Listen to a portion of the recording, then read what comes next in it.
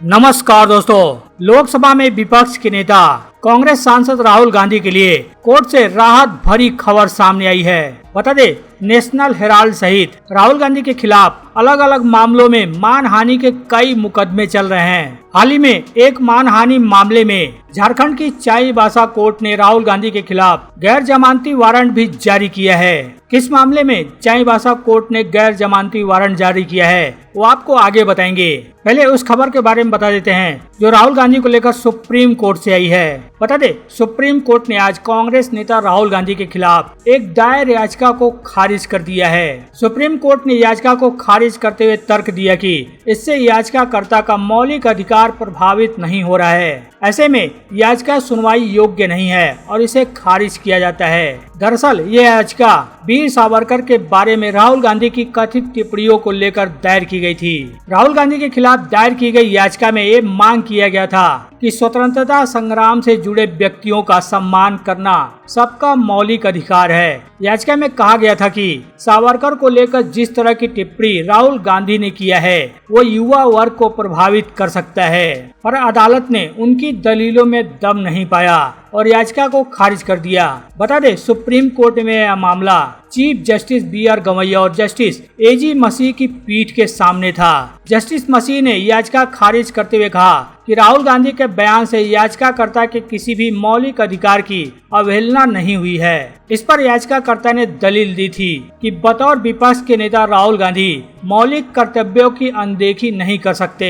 इस पर supreme court ने कहा कि जिस अनुच्छेद 32 के तहत सुप्रीम कोर्ट में ये याचिका लगाई गई है उसको तभी सुना जा सकता है जब याचिकाकर्ता के बुनियादी अधिकार यानी मौलिक अधिकार की अनदेखी हुई हो।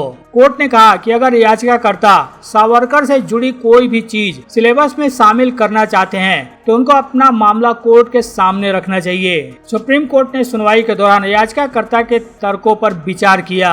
कोर्ट ने कहा कि राहुल गांधी की टिप्पणियों से याचिकाकर्ता के मौलिक अधिकारों का हनन नहीं हुआ है। कोर्ट ने यह भी स्पष्ट किया कि याचिका में उठाए गए मुद्दे मौलिक अधिकारों के दायरे में नहीं आते।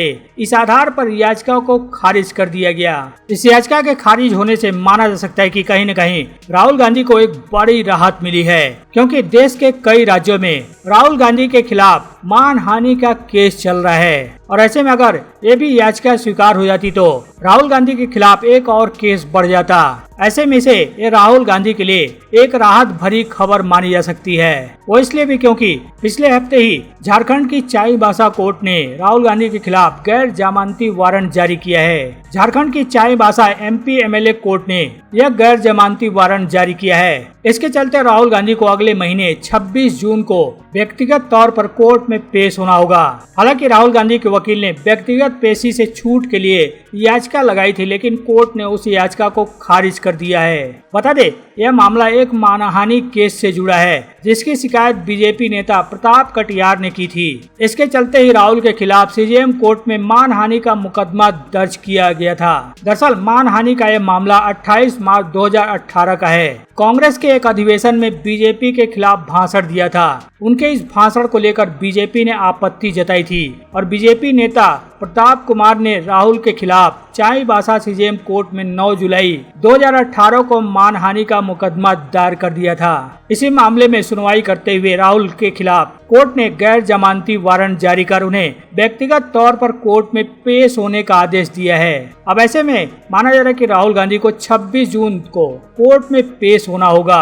बता दे, इससे पहले भी मोदी सरनेम मामले में राहुल गांधी की मुसीबत बढ़ चुकी है। सूरत कोर्ट ने उन्हें 23 मार्च 2023 को 2 साल की सजा सुनाई थी। इसके चलते राहुल गांधी की लोकसभा सदस्यता भी खत्म हो गई थी। हालांकि सुप्रीम कोर्ट के रोक के बाद उनकी सदस्यता फिर से बहाल कर दी गई थी। बता दे, इन दिनों राहुल गांधी चर्चाओं में बने हुए हैं। आए दिन राहुल गांधी किसी न किसी मुद्दे को लेकर मोदी सरकार पर हमलावर हैं। आज एक बार फिर राहुल गांधी ने मोदी सरकार पर निशाना साधा है। राहुल गांधी ने मंगलवार को केंद्र की मोदी सरकार पर तीखा हमला बोलते हुए आरोप लगाया कि सरकार में अनुसूचित जाति, अनुसूचित जनजाति और अन्य पिछड़ा वर्ग से व्यवस्थागत भेदभाव किया जा रहा है। राहुल गांधी ने आरोप लगाया कि योग्य उम्मीदवारों को नॉट फाउंड सुटेबल बताकर खारिज किया जा रहा है और यह एक नए तरीके का मनुवाद है। बता दें, कांग्रेस नेता राहुल गांधी ने हाल ही में दिल्ली यूनिवर्सिटी का दौरा किया था। उस दौरान डूसू के छात्रों से राहुल गांधी ने संवाद भी किया था। राहुल गांधी ने उस संवाद का वीडियो नॉट फाउंड सुटेबल लिखकर अपने आधिकारिक अकाउंट से पोस्ट भी किया है। राहुल गांधी ने सोशल मीडिया पर साझा एक पोस्ट में लिखा कि नॉट फाउंड सुटेबल अब नया मनुवाद है। दलित और पिछड़े वर्ग के योग्य उम्मीदवारों को जानबूझकर अयोग्य ठहराया जा रहा है ताकि वे शिक्षा और नेतृत्व से दूर रहें। बाबा साहेब ने कहा था कि शिक्षा बराबरी के लिए सबसे बड़ा हथियार है, लेकिन मोदी सरकार उस हथियार को कुंद करने में जुटी है। राहुल गांधी ने मोदी सरकार पर यह आरोप लगाकर बड़ा दावा किया है। क्या दावा किया है हम आपको आगे बताएंगे। पहले राहुल गांधी का वो वीडियो देखिए जिसमें उन्होंने दिल्ली यूनिवर्सिटी के दौरे के दौरान डूसू के छात्रों के साथ बातचीत की थी, जिसमें राहुल गांधी ने एक नीति को संविधान और सामाजिक न्याय पर हमला बताते हुए कहा कि यह सिर्फ शिक्षा और नौकरी नहीं बल्कि हक, सम्मान और हिस्सेदारी की लड़ाई है। उन्होंने बीजेपी और आरएसएस पर आरक्षण विरोधी चाले चलने का भी आरोप लगाया और कहा कि इनका जवाब संविधान की ताकत से दिया जाएगा। केवल 2% कॉलेजेस हैं जिनके अंदर एचओडी या principal SC ST OBC communities हैं, नहीं तो जितने बाकी इंटरव्यूज होते हैं एक कैटेगरी बना रखी है इन्होंने दिल्ली यूनिवर्सिटी में कि नॉट फाउंड सुटेबल। उसके अंदर कोई गाइडलाइंस नहीं है कि वो सुटेबल कैंडिडेट क्यों नहीं था उस पोस्ट के लिए, उसको आउट कर दिया जाता है। मान लो आप कितना भी कैपेबल क्यों ना हो, आपको इसी कैटेगरी में रखा जाएगा। आप सब SC ST OBC कम्युनिटी के हो। अभी भी सर इंटरव्यू बहुत फेयर नहीं है। मेरा JRF अभी 1-2 महीने में लैप्स होने जा रहा है, अभी भी मेरे को एडमिशन नहीं मिल रहा है। देखिए, मैं भी इसी सिस्टम से निकला हूँ, मैं भी मतलब इंडियन एजुकेशन सिस्टम से निकला हूँ। आपको क्या लगता है कि इंडियन एजुकेशन सिस्टम में जो दलितों की हिस्ट्री है, आदिवासियों की हिस्ट्री है, बैकवर्ड OBCs की हिस्ट्री है, क्या वो पढ़ाई जाती है? नहीं सर। कभी आपने उसको मतलब कहीं देखा है? सर अभी रिसेंटली कांचा इलैया का कुछ रीडिंग था, उसको ड्यू से डिस्कार्ड कर दिया। Why is 90% history not in our books? Why is only 10% history in our books? Why is it not written, for example, in our history books that for 3000 years Dalits have been treated like dirt, have not been respected, have not been given any space in society? Why is it not written in our books that for thousands of years the people who were called Shudras and Ati Shudras were not allowed to own property? Why is that not written in our books? Now I can understand if there is a community that is 5% of the country and they do not have access to corporate India, they do not have access to, अगर आपने कहा कि हाँ भैया India में ये छोटी सी community है, इसको एक्सेस नहीं मिलेगा, मैं समझ सकता हूँ, बट 90% को एक्सेस नहीं है। What is going on? So this what you are seeing here is the tip of the iceberg. There's nothing. Shocking बात ये है कि मतलब इंटरेस्ट नहीं है लोगों को इसमें। नहीं सर, कास्ट सेंसस बहुत यूजफुल रहने वाला है। ये एक बिल्कुल रियल पॉपुलेशन साइज बताएगा कास्ट सेंसस। दूसरी बात, जब हमें रियल पॉपुलेशन साइज के बारे में पता लगेगा तो हम एक फेयर रिजर्वेशन पॉलिसी बना सकेंगे।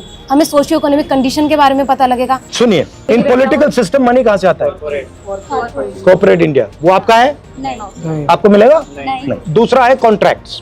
ये जो इंफ्रास्ट्रक्चर बनता है, तेलंगाना में हमने चेक किया, सारे के सारे कॉन्ट्रैक्ट्स की लिस्ट निकाली और हमने देखा भैया ये कॉन्ट्रैक्ट्स किसको जाते हैं। एक भी कॉन्ट्रैक्ट दलितों को, आदिवासियों को, पिछड़ों को नहीं जाता। तो कैसे पॉलिटिक्स करोगे आप? हम लोग पॉलिटिक्स कर भी नहीं रहे, हम लोग पॉलिटिक्स में यूज हो रहे हैं। वो दूसरी बात है। तो what is the danger of caste census? Danger of caste census, देश को पता लग जाएगा कि भैया। Sir I have a question. ये जो रिजर्वेशन है वो सोशल इंक्लूजन को लेकर बनाया गया ताकि SC वाले जो लोग हैं वो अपग्रेड कर सके। तो अब रिजर्वेशन को एज ए मर्जी देखा जाता है, तो आपका क्या नोशन है कि रिजर्वेशन उनको खैरात में मिली है? आपका इस पे क्या नोशन है? Reservation is a right as far as I am concerned, and मैंने कहा है कि ये जो 50% का बैरियर लगा रखा है इसको we will demolish it, right. हमने तेलंगाना में डिमोलिश कर दिया है, जहां भी हमारी सरकार बनेगी नेशनल लेवल पर हम उड़ा देंगे इसको, right. But I am saying something else. पहले आपके लिए एवेन्यूज थे, कौन से एवेन्यूज थे? पहले आपका पब्लिक सेक्टर था, राइट, वो गया। Now what is happening is wherever you are being eliminated. It is not privatization that is taking place. Please use the right word. It is de-Dalitification and de-obesification. You are being removed from the system. And privatization is the method. तो आपने 200 छात्रों के साथ राहुल गांधी को ही बातचीत को सुना। राहुल गांधी ने दावा किया कि दिल्ली यूनिवर्सिटी में 60% से ज्यादा प्रोफेसर और 30% से ज्यादा एसोसिएट प्रोफेसर के आरक्षित पदों को NFS यानी अयोग्य उम्मीदवार बताकर खाली रखा गया है। ये कोई अपवाद नहीं। उन्होंने कहा कि IIT, केंद्रीय विश्वविद्यालय, सभी जगह यह साजिश चल रही है। राहुल गांधी ने इसे एनएफएस संविधान पर हमला बताया और सामाजिक न्याय से धोखा बताया है। उन्होंने कहा कि यह सिर्फ शिक्षा और नौकरी की नहीं, हक, सम्मान और हिस्सेदारी की लड़ाई है।